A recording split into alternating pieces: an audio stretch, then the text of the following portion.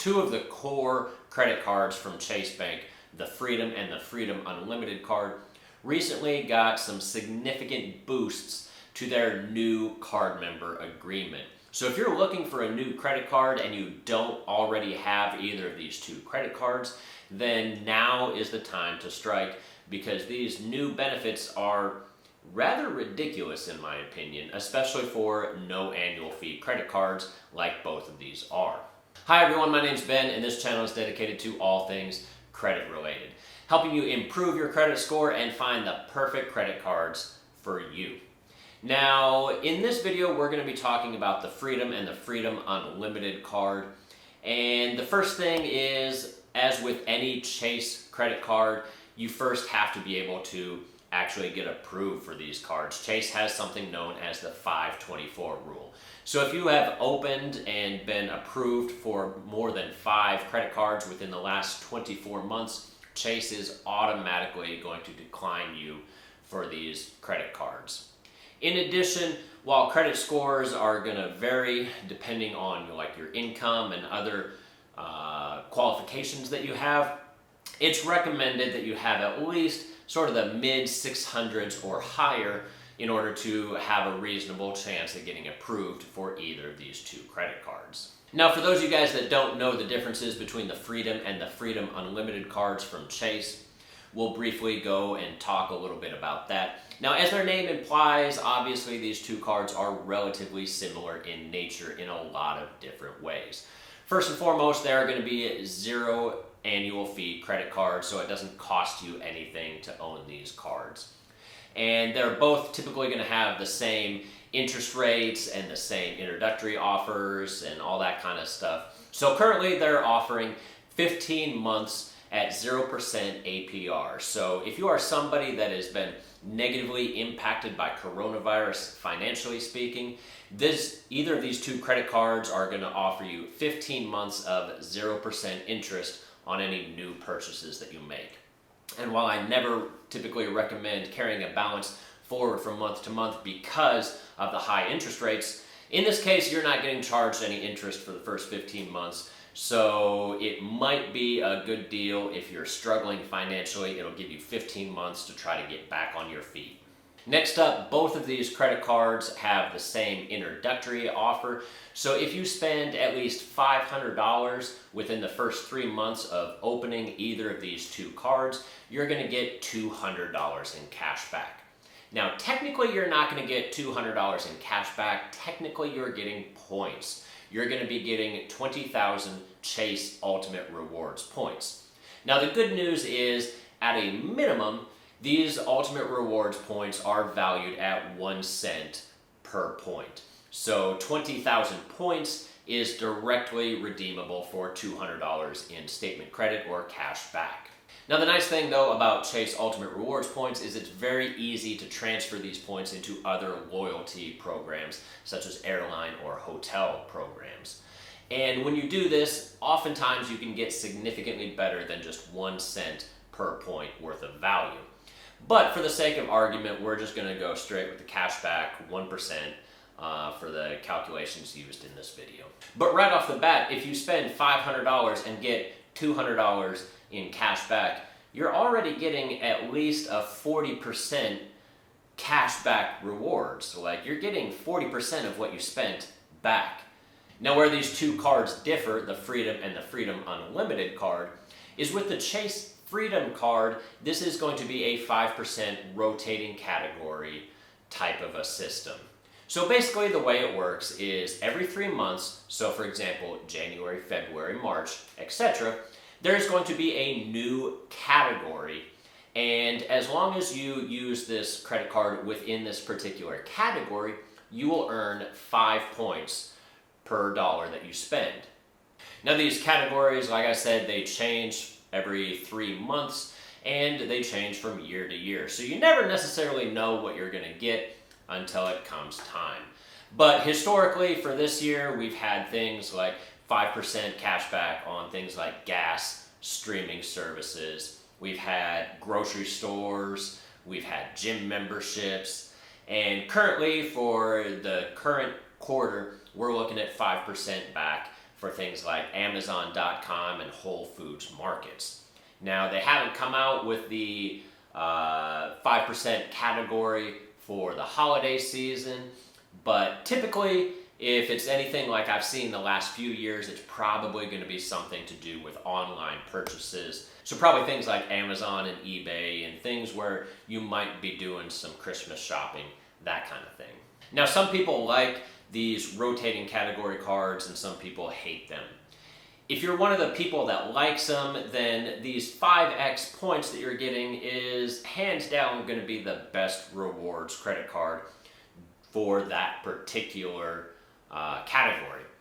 But the downside is that you have to remember which category it is and what time of the month it is, because if you're not spending the money in the correct category, then you're only going to get a flat 1% cash back for all of this stuff. So it does take a little bit of extra mental capacity. You got to remember what credit card to use for what purchases. So if you're somebody that likes the little game to eke out every last little bit of rewards, then cards like this are going to be absolutely fantastic. But if you're someone that doesn't want to go through all of that hassle, then that's where the Chase Freedom Unlimited comes in.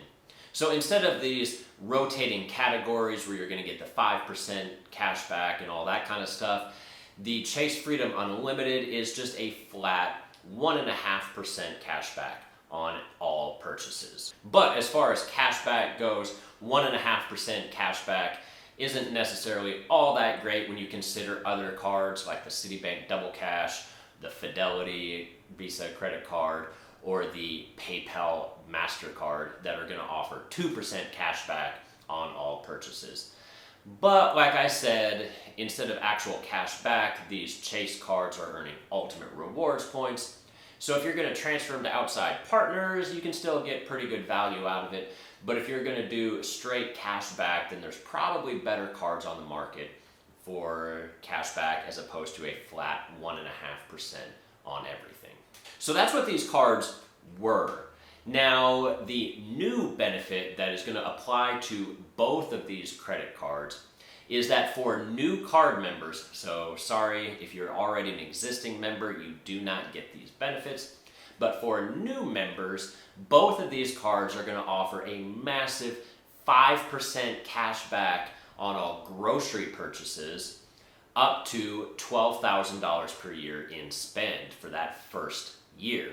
So for example, if you had the Chase Freedom card, the one with the categories, you would get 5% cash back on all grocery purchases for the first year of owning this card, plus you would get 5% cash back in whatever rotating category was for this particular quarter, and then you would get 1% for all other purchases. If you had the Freedom Unlimited card, you would get 5% cash back on grocery purchases and 1.5% for all other purchases. And this change is pretty massive for a couple of reasons. And the first one is people usually spend a fair amount of money on food.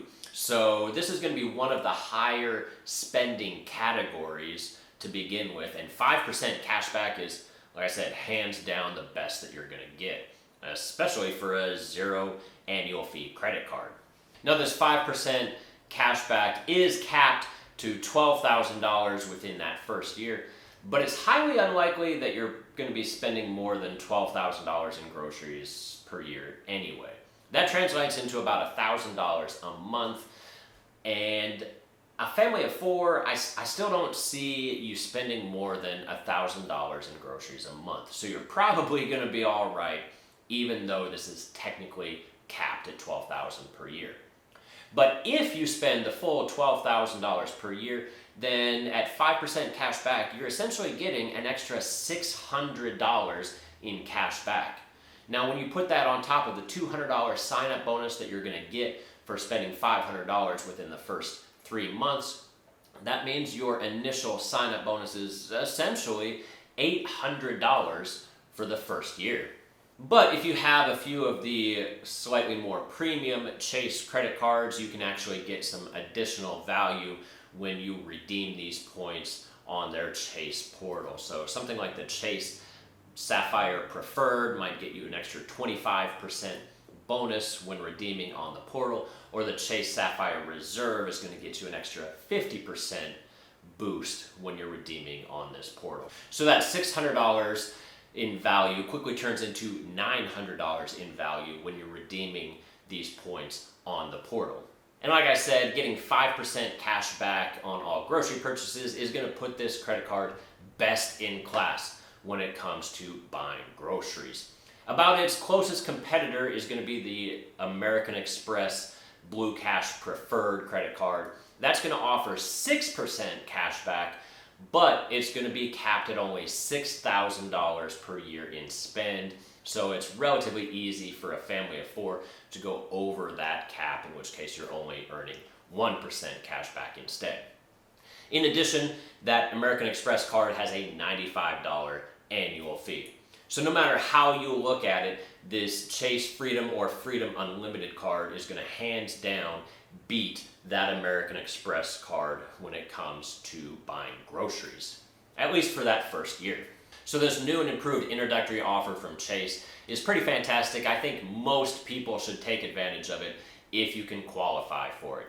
Even the flat $200 cash back for $500 in spend is one of the better cashback introductory offers that's on the market.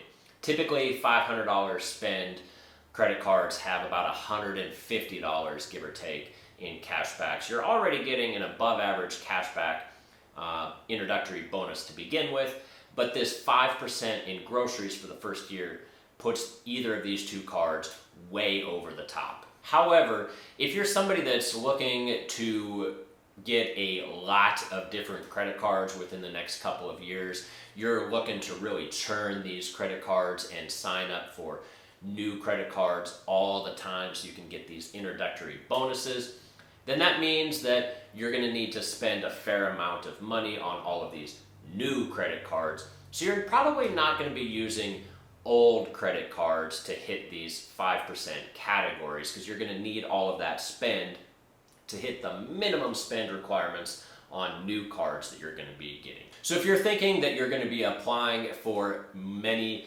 different credit cards within the next couple of years, then probably applying for this credit card may not be the ideal situation, because you're probably not going to take significant advantage of that 5% cash back for groceries.